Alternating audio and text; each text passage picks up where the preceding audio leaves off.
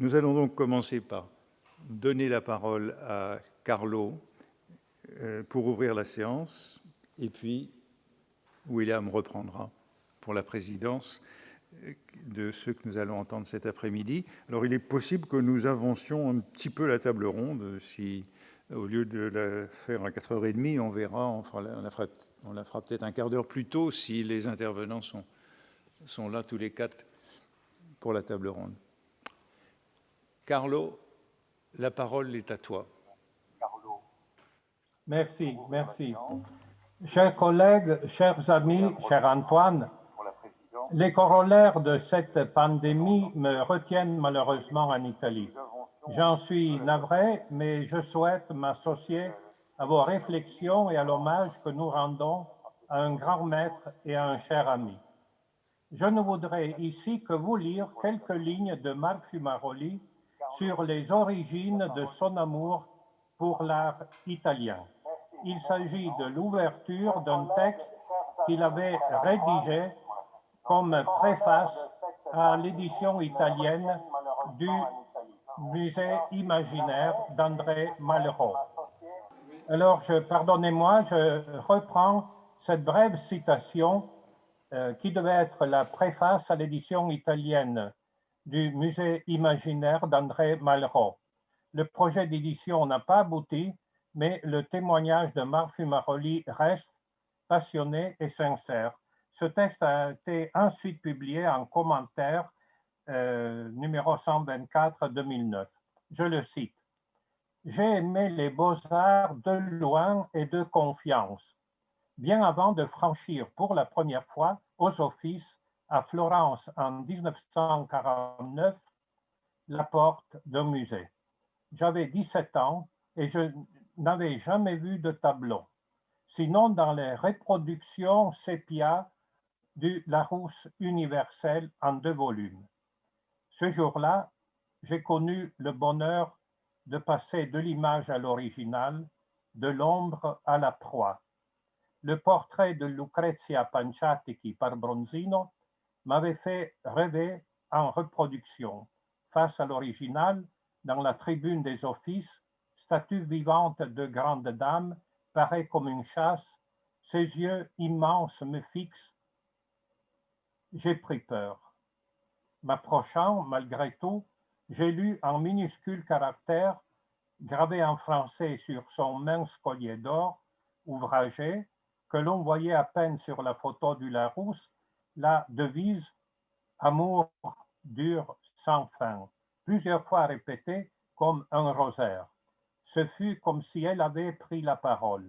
Cette fabuleuse beauté de marbre, brûlée de passion, comme un encensoir.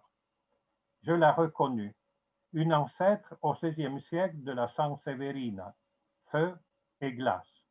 Je découvris plus tard qu'elle avait inspiré à Henry James Portrait of a Lady, roman qui commence par la découverte de ce fantastique tableau chez ses hôtes anglais et comme une prophétie de son propre destin par la jeune héroïne américaine. L'effigie immobile de Bronzino vivait d'une seconde vie et poignante. Je m'arrête là, non sans penser à tout le chemin d'intériorisation que Marc Fumaroli a parcouru dans sa lecture de l'œuvre d'art, jusqu'à ses remarques si profondes sur Santa Francesca Romana de Poussin. Je le cite. Entre Sainte Françoise canonisée, entrée dans la gloire de la hiérarchie céleste, et sa sœur humaine, encore dans le temps et dans l'espace terrestre, une sacra conversazione s'est établie dans la continuité de la Rome chrétienne, dans la solidarité entre la Rome qui passe et la Rome éternelle. Ce sens éclate dans l'échange de regards entre la Françoise d'en haut et la Françoise d'en bas. L'une et l'autre se reconnaissent et se comprennent tacitement dans les termes énoncés par la devise latine.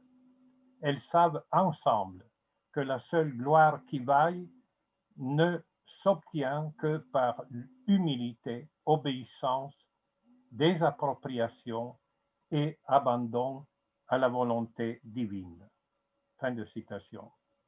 C'est ce que le père Armogat nous a évoqué à l'église de Saint-Germain au moment du congé de la vie terrestre de Marc Fumaroli, et c'est ce qui reste en profondeur de sa grande leçon. Je vous remercie et je vous présente encore toutes mes excuses et bonne continuation de nos travaux.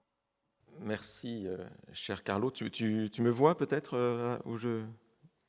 Oui, ben voilà. Merci en tout cas pour ce très bel hommage à Marc Fumaroli qui a rappelé que, au-delà des qualités intellectuelles, scientifiques qui étaient celles de Marc Fumaroli, il y avait aussi les vertus, un terme un peu peut-être méprisé aujourd'hui, mais ces vertus que tu as rappelées, je crois, font partie effectivement du fond même d'un personnage, de ce personnage autour duquel nous nous réunissons aujourd'hui.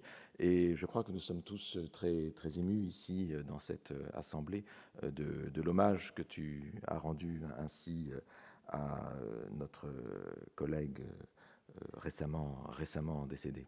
Un grand merci, cher Carlo. Comme te l'a dit Antoine Compagnon tout à l'heure, c'est moi qui vais prendre le relais pour la présidence de cette première partie de l'après-midi. Et voilà, nous te souhaitons une très bonne